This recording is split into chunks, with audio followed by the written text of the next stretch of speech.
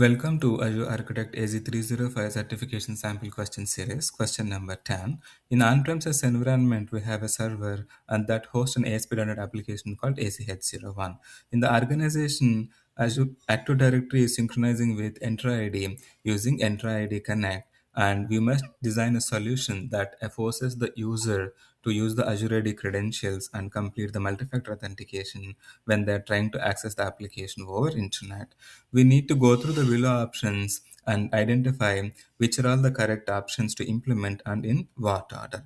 Let's go through the options. First one is Azure Public Load Balancer. It is used to distribute the incoming traffic from the internet to the backend servers, but it will not help with publishing any of the applications to internet. This is not a correct answer. Next one is manage identity. It is used to authenticate with other Azure resources, but not for any user sign-ins or with the publishing an application. This is also not a correct answer. Third one is Azure Internal Load Balancer. It is used internal network to distribute the traffic to the backend resources, but it will not help us with exposing our on-premises application with internet. This is also not a correct answer.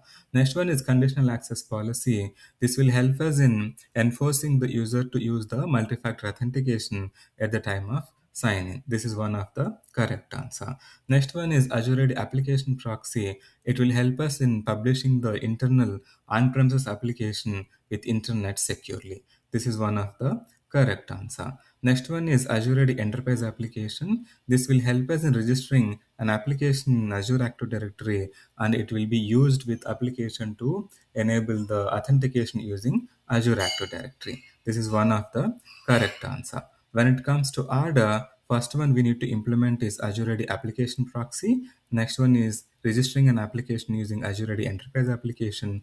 Third one is Conditional Access Policy. Do let me know if you have any questions in the comment section. Thank you for watching.